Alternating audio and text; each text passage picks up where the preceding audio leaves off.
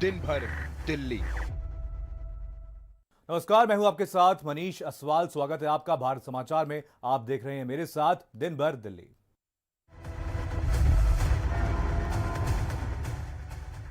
UP से चलता है दिल्ली और दिल्ली से चलता है देश। दिन भर दिल्ली।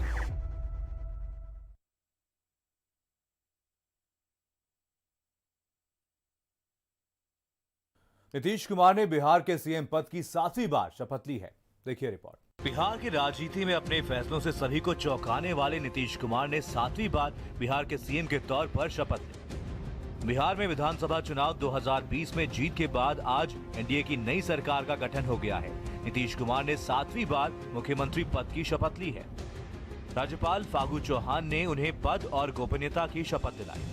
पद ग्रहण समारोह में प्रधानमंत्री नरेंद्र मोदी की अगुवाई वाली केंद्रीय मंत्रिमंडल के गृह मंत्री अमित शाह और भाजपा के राष्ट्रीय अध्यक्ष जेपी नड्डा भी राजभवन पहुंचे। उधर आरजेडी ने शपथ ग्रहण समारोह का बहिष्कार कर दिया।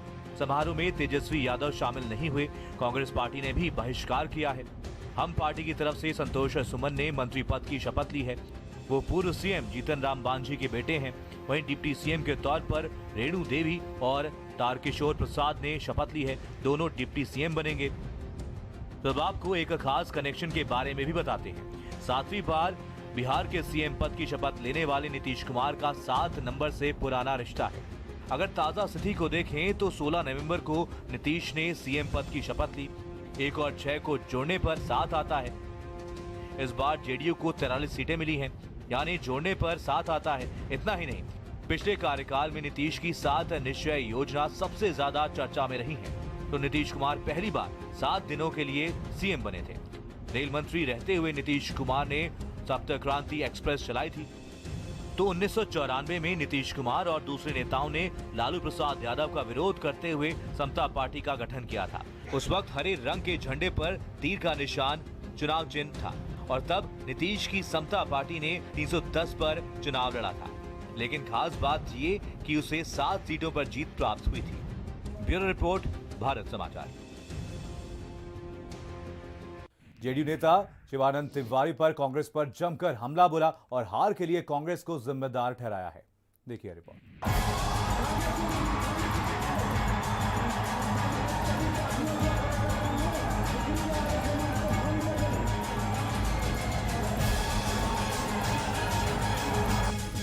बिहार में सियासी समर भले ही खत्म हो गया हो, लेकिन अब जुबानी जंग और आरोप प्रत्यारोप का सिलसिला शुरू हो गया है। यहाँ चुनाव हो रहा है। राहुल गांधी जो है प्रियंका जी के साथ जाकर के मैंने शिमला में उनके घर पर पिकनिक मना रहे हैं।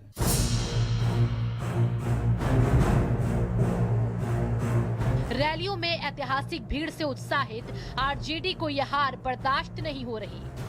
आरजेडी के बड़े नेता शिवानंद तिवारी ने सीधा हमला प्रियंका गांधी और राहुल गांधी पर साधा है। बिहार चुनाव का नतीजा सामने आने के बाद महागठबंधन में मतभेद सामने आने लगे हैं। राजद नेता शिवानंद तिवारी ने कांग्रेस की टॉप लीडरशिप पर निशाना साधा।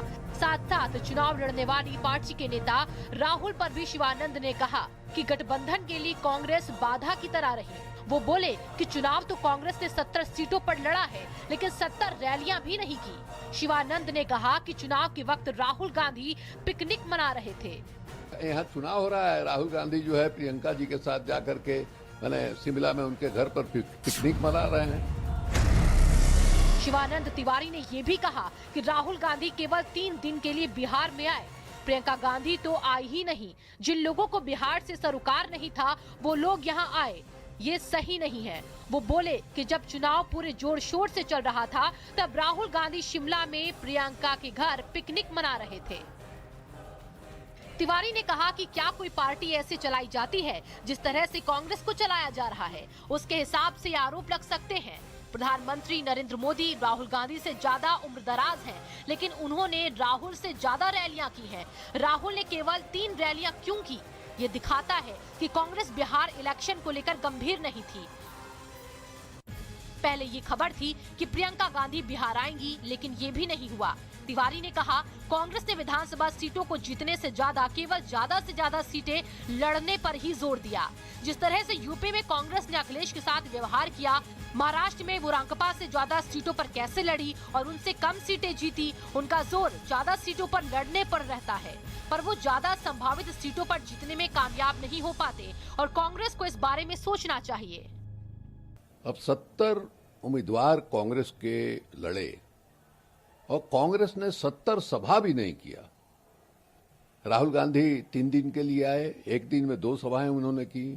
प्रियंका जी का दर्शन नहीं हुआ। सिर्फ बिहार का ही मामला नहीं है, अन्य प्रदेशों में भी कांग्रेस पार्टी जोर इस पर ज्यादा देती है कि हम अधिक से अधिक सीट लड़ें, अधिक से अधिक सीट कैसे जीतें, इसमें कांग्रेस पार्टी असफल हो जाती है।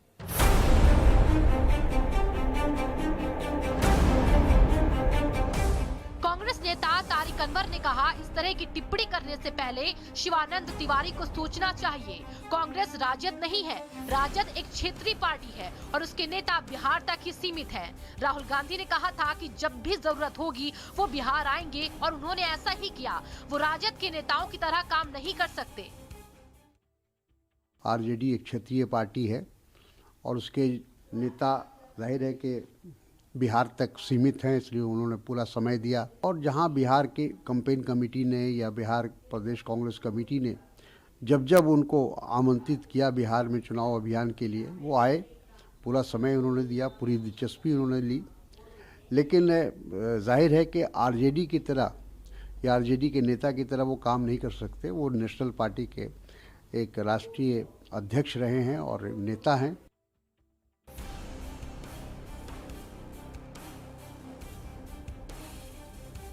शिवानंद तिवारी के बयान पर आरजेडी खुद को अलग करती नजर आ रही है। राज्यसभा सांसद और प्रवक्ता मनोज झा ने कहा, ये उनकी निजी राय है और पार्टी का रुख नहीं है। उन्होंने कहा कि महागठबंधन के घटक दलों के आपसी तालमेल में कमी पर सही समय और सही जगह पर विश्लेषण किया जाएगा।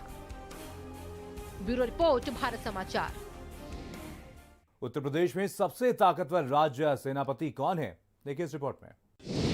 यूपी में सबसे ताकतवर सेनापति कौन? जनता के बीच कौन है लोकप्रिय? जमीन पर किसकी है मजबूत पकड़?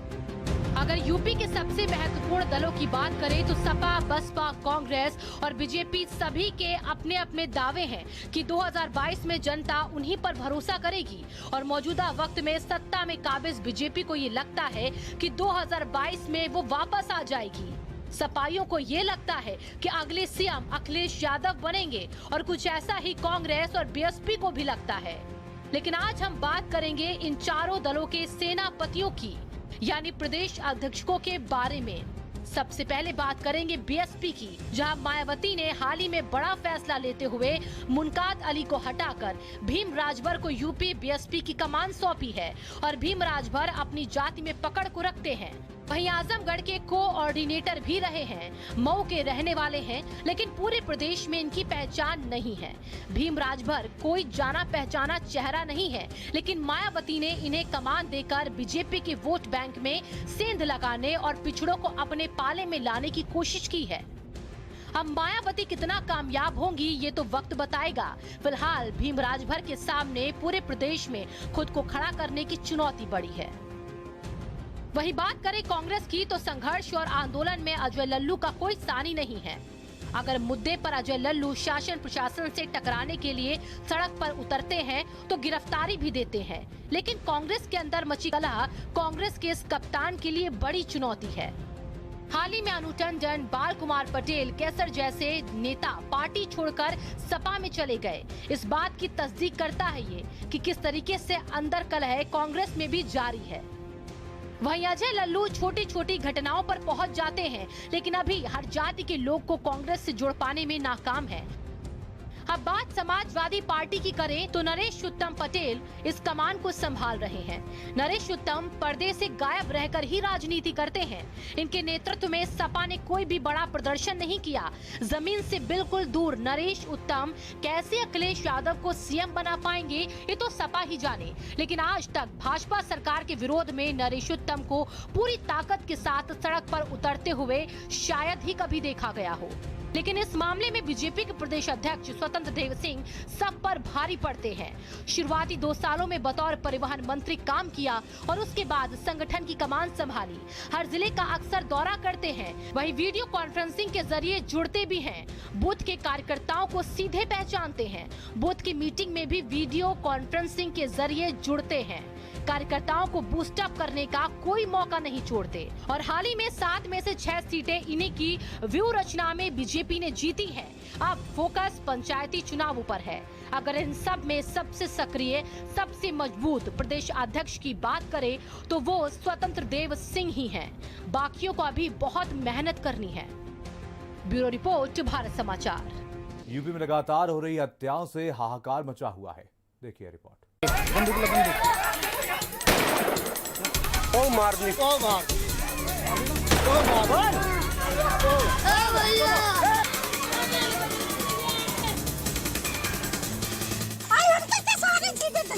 अब हम कैसे जीवे, हमारा कौन आई है। घर से निकल के आए और गिरा के मारने लगे। उत्तर प्रदेश में अपराध का सिलसिला रुकने का नाम नहीं ले रहा है। आए दिन हो रही हत्याओं से प्रदेश दहल रहा है। अपराधियों के अंदर पुलिस का खौफ जैसे मानो खत्म सा हो गया है। ताबड़तोड़ हत्याओं से दहला उत्तर प्रदेश। कहीं मारी गोली, कहीं हथियार से वार, कहीं तालाब तो कहीं कुएं में मिला शव, कहीं छात्र की हत्या तो कहीं महिला का मर्डर।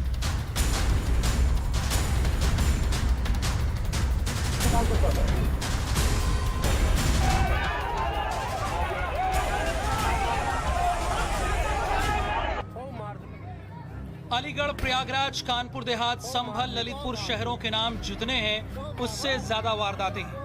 अलीगढ़ में अपराधियों में खाकी का खौफ इस कदर खत्म हो चुका है कि बुजुर्ग को गोली मार दी।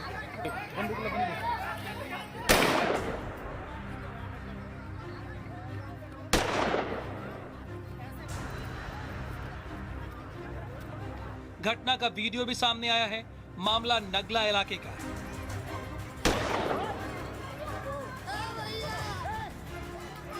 बुजुर्ग को बचाने आए बेटे पर भी बंदूक से हमला किया गया है।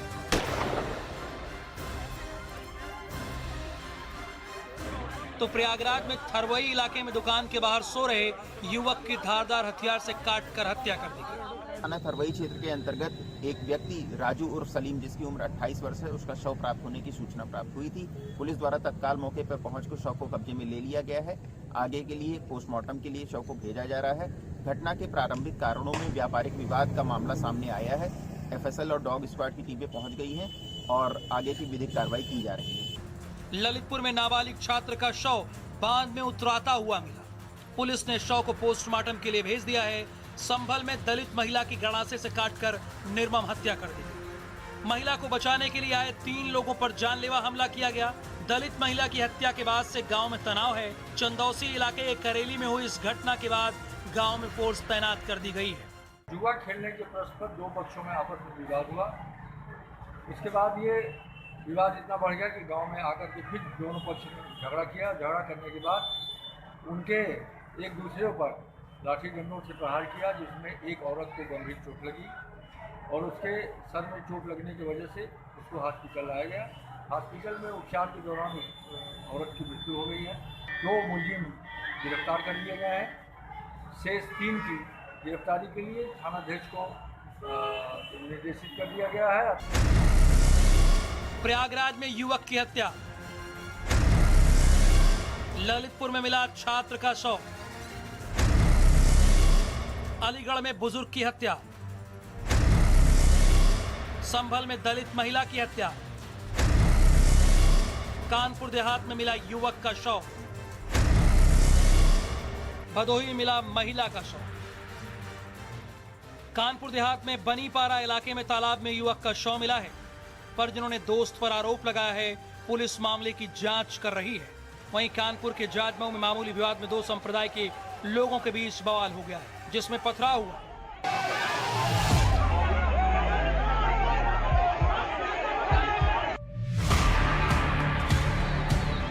चकेरी थाना क्षेत्र के वाजिदपुर में रहने वाले 25 साल के पिंटू निषाद टेंडरी में काम करता था। रविवार रात को अपने बड़े भाई दीपक और साथी संदीप के साथ जा रहा था। तभी क्षेत्र में पानी के पाउच से छींटे पड़ने को लेकर अमान और उसके साथियों से विवाद हुआ, जिसके बाद दोनों पक्ष में मारपीट हो गई। कुछ देर बाद दोनों संप्रदाय के लोग आमने सामने आ गए और जमकर लाठी डंडे और पथराव हुए, जिसमें पिंटू गंभीर रूप से घायल हो गया। सूचना पर पहुंची पुलिस घायल को हैलट अस्पताल ले गई, जहां डॉक्टर ने उसे मृत घोषित कर दिया। पिंटू की मौत की खबर के बाद से इलाके में तनाव का माहौल हो गया, जिसे देखते हुए क्षेत्र में पुलिस बल को तैनात किया गया। बस टहल के आए गाँव से, बस लोग मारने लगे। कहाँ से आए थे वो? गाँव से, घर से निकल के आए, जा रहे थे दुकान, बस गिरा के मारने लगे। कौन लोग मारने लगे? यही मुसलमान लोग अभियुक्त इसमें इन्वॉल्व थे, उनको अरेस्ट कर लिया गया है। और जो मुख्य लोग आरोपी थे उनको अरेस्ट कर लिया गया है। कुछ और का भी नाम बताया जा रहा है, तो उनको भी अरेस्टिंग की कार्रवाई जो है की जा रही है। 2 पक्षों में झगड़ा हुआ था, जिसमें एक व्यक्ति की मृत्यु हुई है। इसको लेकर के FIR दर्ज की गई है और 4 लोगों को इसमें गिरफ्तार कर लिया गया है। भदोही में भी महिला का शव मिला है। महिला 2 दिन से लापता थी। फिलहाल पुलिस ने शव पोस्टमार्टम के लिए भेज दिया है। ताबड़तोड़ हुई हत्याओं ने पुलिस पर भी सवाल खड़े कर दिए हैं। अपराधियों के बुलंद हौसले के आगे पुलिस नतमस्तक नजर आ रही है। ब्यूरो रिपोर्ट, भारत समाचार।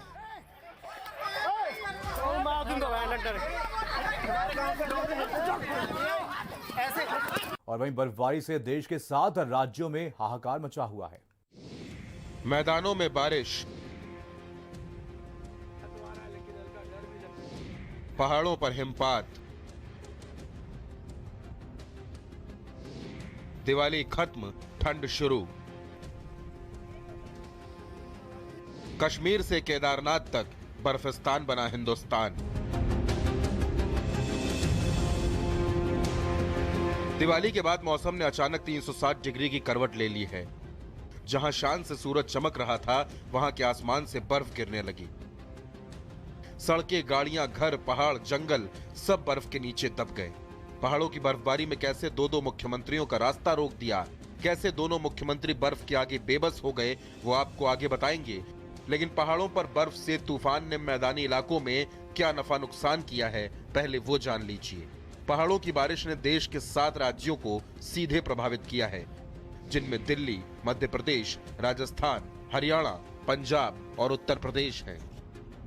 पहाड़ों की बर्फबारी ने सबसे ज्यादा उत्तर भारत को परेशान किया है और उसमें भी किसानों पर बारिश आफत बनकर टूटी है। उत्तर भारत में धान कटाई का सीजन है। अचानक हुई बारिश से किसानों का धान भीग गया। ये तस्वीर बाराबंकी की है, जहां मंडी में पड़ा धान पानी में सराबोर हो चुका है। हरदोई का भी यही हाल है और ऐसी ही तस्वीर यूपी के कई जिलों से है। दशकों बाद दिवाली पर चली आंधी, गोवर्धन पूजा पर द्वापर युग जैसी बारिश। बारिश ने बुझा दिए जलते दिए। बर्फबारी में फंस गए 2 मुख्यमंत्री। बर्फ ने रोक दिया योगी आदित्यनाथ का रास्ता। केदारनाथ धाम में कपाट बंद होने से पहले जोरदार बर्फबारी हुई। बर्फबारी से केदार नगरी सफेद हो गई। बर्फबारी से धाम में ठंड बढ़ गई। वहीं गंगोत्री धाम में भी भारी बर्फबारी हुई। गंगोत्री धाम के कपाट बंद होते ही अचानक मौसम बदला और बर्फबारी शुरू हो गई, जिससे समूची गंगा घाटी बर्फ से सफेद हो गई। केदारनाथ में भारी बर्फबारी हुई। उत्तराखंड के मुख्यमंत्री त्रिवेंद्र सिंह रावत और उत्तर प्रदेश के मुख्यमंत्री योगी आदित्यनाथ केदारनाथ में ही फंसे रहे। दोनों मुख्यमंत्रियों को कपाट बंद होते ही 8:30 बजे बद्रीनाथ के लिए उड़ना था। इस बर्फबारी में हेलीकॉप्टर का उड़ना संभव नहीं था, इसलिए मौसम सही होने का इंतजार किया गया। पहाड़ों पर बर्फबारी और बारिश ने किसानों को परेशान किया, लेकिन उत्तर भारत के आसमान में चढ़ी प्रदूषण की चादर को धो दिया है। केदारनाथ और बद्रीनाथ में बर्फबारी ने लोगों की जिंदगी पर ब्रेक लगा दिया है।